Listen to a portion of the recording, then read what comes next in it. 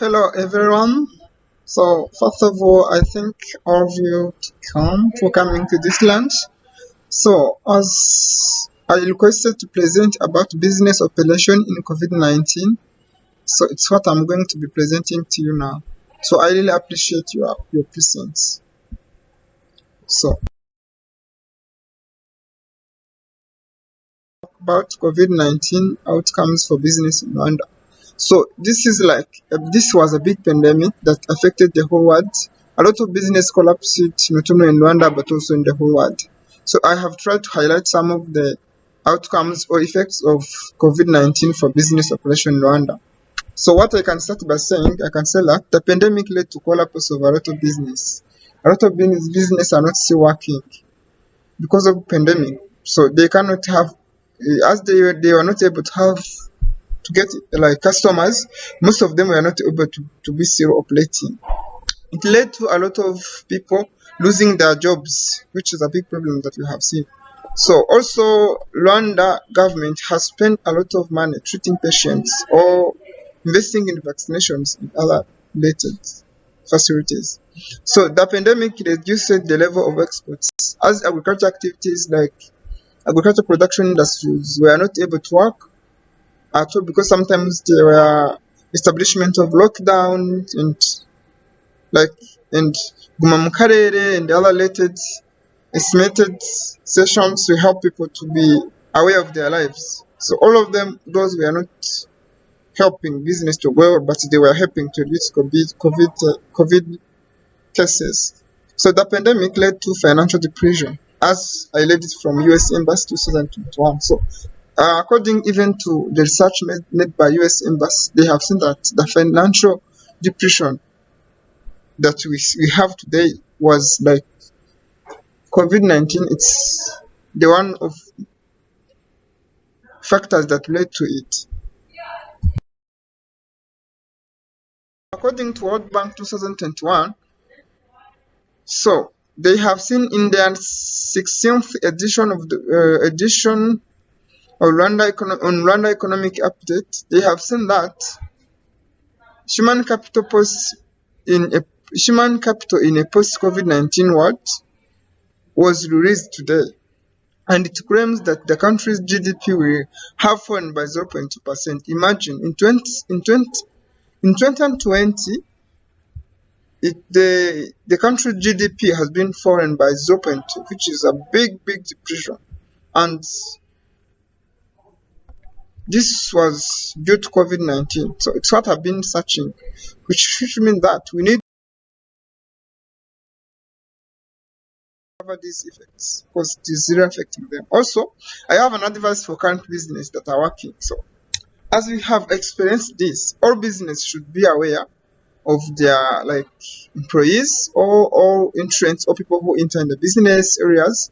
They have to make sure that they vaccinate their employees because RBC, run by Medical Center, is vaccinating people for free in all areas of Rwanda. They are publishing sites and they are providing vaccines. So if they have vaccinated their employees, so not be it is going to reduce the spread of COVID-19.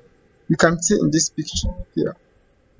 So this is one of business that has started to encourage their employees to get vaccine.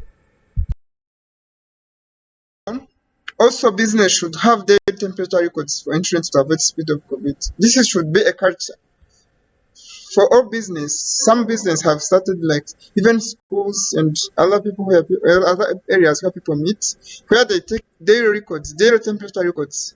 If someone has a temperature that is above the normal range, he or she will be took to the hospital, to the nearest hospital, to be to so that the responsible doctors or nurses can test him or her for COVID, because one of the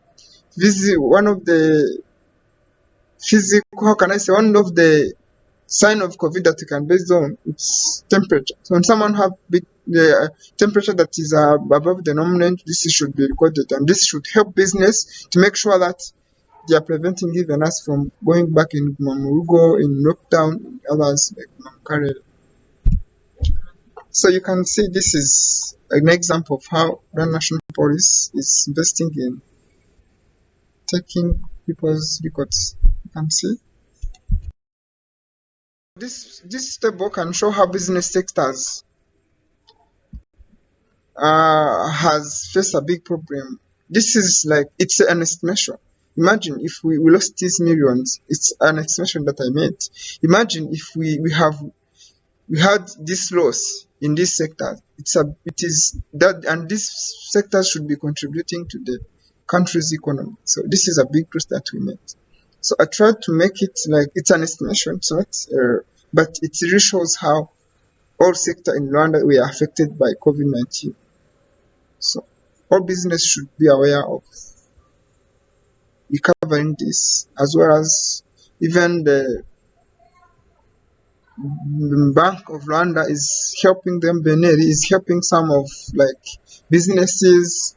They are trying to advise if a business that has loans, they are going to be reduced fines. It was already agreed. It's a news that we got from Income.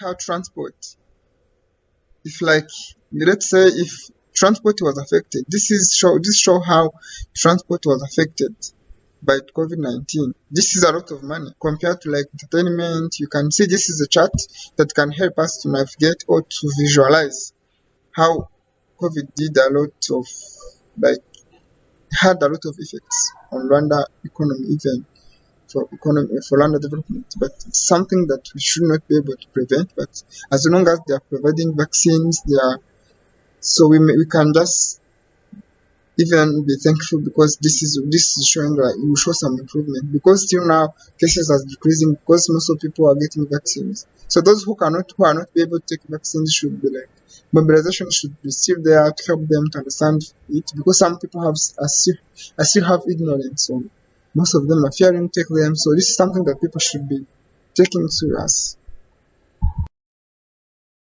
So we can try to see this video, how before COVID people were interacting, we are happy, but this is something that we should be teaching us to be serious with COVID. Let's try to hear from it.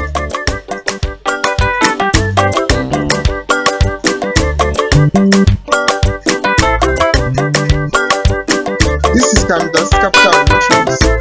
When people are not taking COVID serious, but it affected business. That's why we have to put more effort. So this is how people we are happy using COVID. So let's leave it here. If anyone needs to hear from it, or she can just, because of sharing the presentation, anyone of you can just speak about it. So it was like,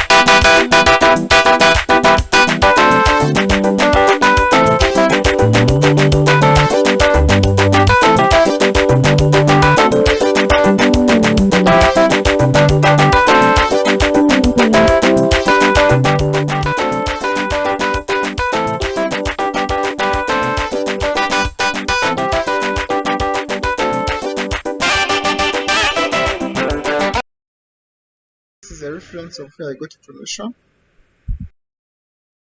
Last but not least, thank you and enjoy your lunch. Thank you very much.